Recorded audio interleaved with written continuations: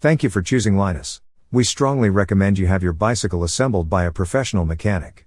If you prefer to do it yourself, always have a mechanic inspect your bike before riding. Should you have any questions about the assembly process, please contact Linus Customer Service. We're happy to walk you through it. Now, welcome to the Pronto 10 assembly video.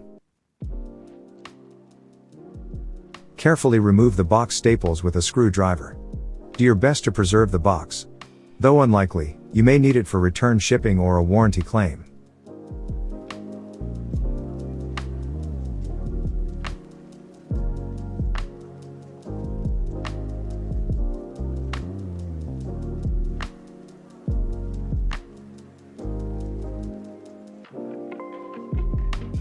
Inside you will find a smaller inner box and some loose parts. Before starting assembly, check the contents of the inner box. You'll find assembly instructions, pedals, a front reflector, a rear reflector, and in some cases touch-up paint. You'll also find a toolbox with a 15mm box wrench, grease and applicator, and 6, 5, and 4mm hex wrench. Clip the zip ties to remove the packaging. Pay attention to avoid contact with the frame, or you could scratch the paint.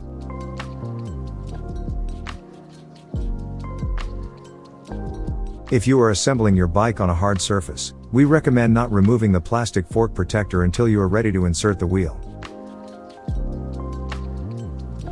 Remove the faceplate.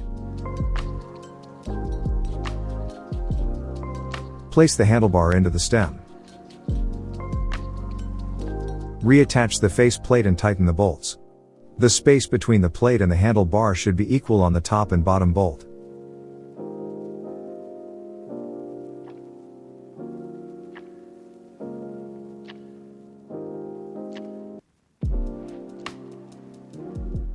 There is a right pedal and a left pedal. You must insert the correct pedal into the correct crank arm. Failing to do so will cause permanent damage to the crank arm. Identify pedals as either the right or left side, by an R or an L, stamped at the end of the spindle. Apply grease to the thread.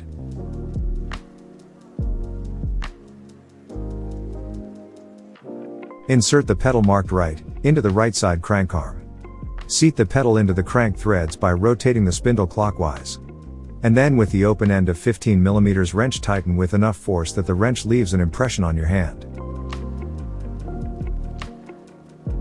For the left pedal, rotate the spindle counterclockwise.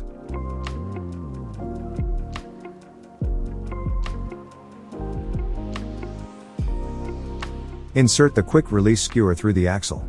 Avoid touching the brake rotor. Any finger grease could cause the brakes to squeak.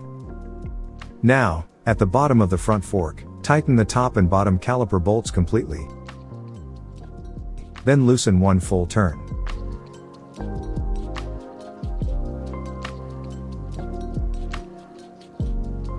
Remove the nut and washer from the fork crown bolt.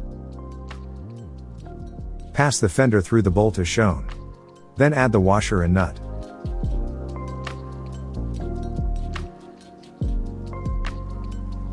With a 10mm wrench and Phillips head screw, tighten securely.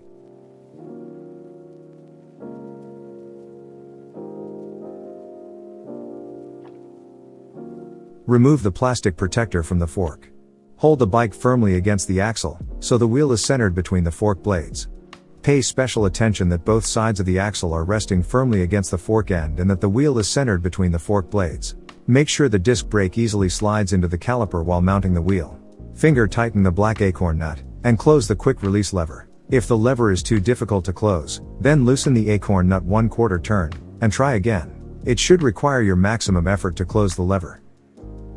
Remove the bolts at the fork dropout, and reinsert through the eyelet, on the fender stay.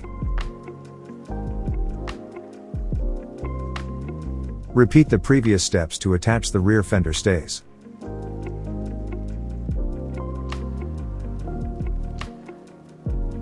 To align the brake caliper, hold the brake lever, while firmly tightening the caliper bolts.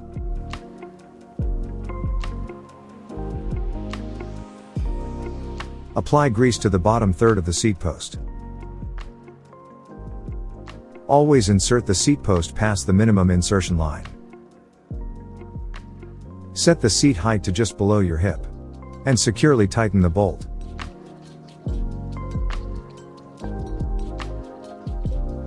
With a 6mm Allen wrench, loosen the clamp bolt on the stem, rotate the handlebar to your desired position, and retighten the bolt.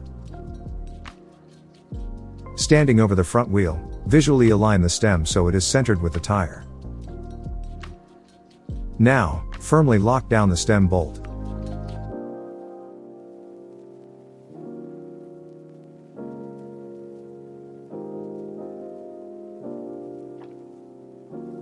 The recommended tire pressure is indicated on the side of the tire wall.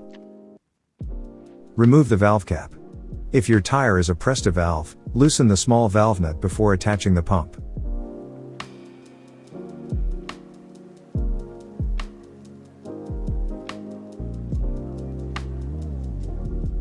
Be sure to retighten valve nut after inflating.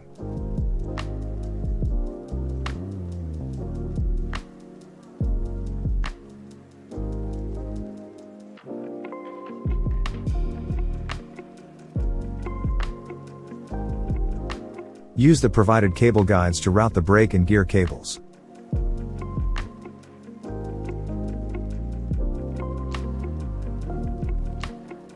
Apply rotational force to the saddle. It should not rotate independently of the frame. Squeeze the brake levers and apply forward force to the handlebars. The wheel should not rotate, and there should not be any play in the handlebar stem. Secure the front wheel with your legs, and attempt to rotate the handlebar. The handlebar should not rotate independently of the front wheel. Double check that the quick release lever is fully tightened. Make sure both wheels spin freely. Finally, lift the bike about 12 inches of the ground. Let it drop to ensure there are no loose parts.